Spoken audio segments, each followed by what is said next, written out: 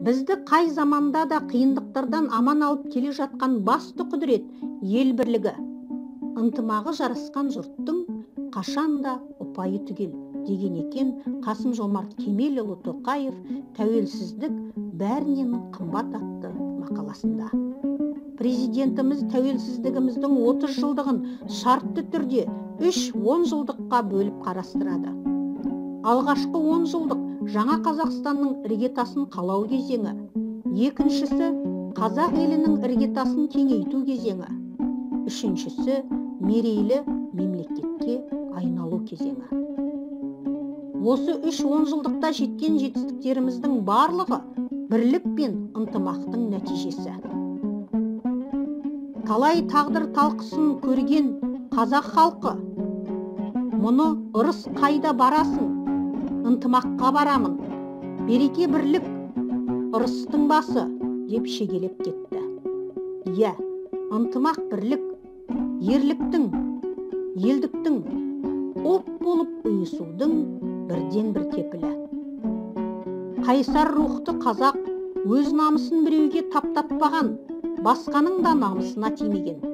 Барысымен бөлісіп, төрін тойға, көңілін ойға жалғаған кемеңгер халық. Ұлтын ұлықтап, үрдісін сақтаған, батырын сыйлаған, дұшпан алдында айылын жимаған өр халық. Бүгінгі күні түрлі ұлттар мен конфессиялардың басын біріктіруі де соның айғағы.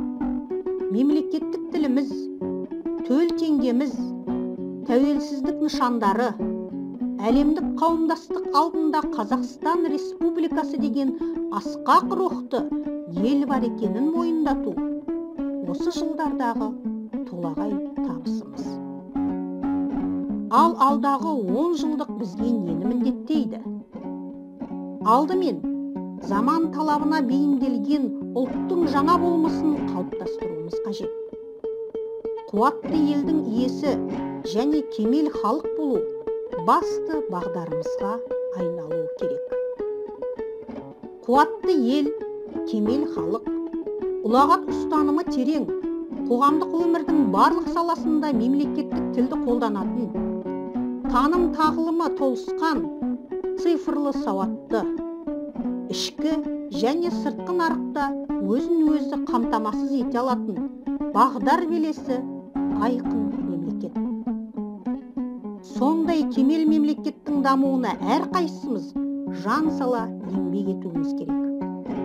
Өзінің жеке мақсат мүддесін қоғам игілігі мен үндестіре алған адам ғана нағыз патриот болмақ.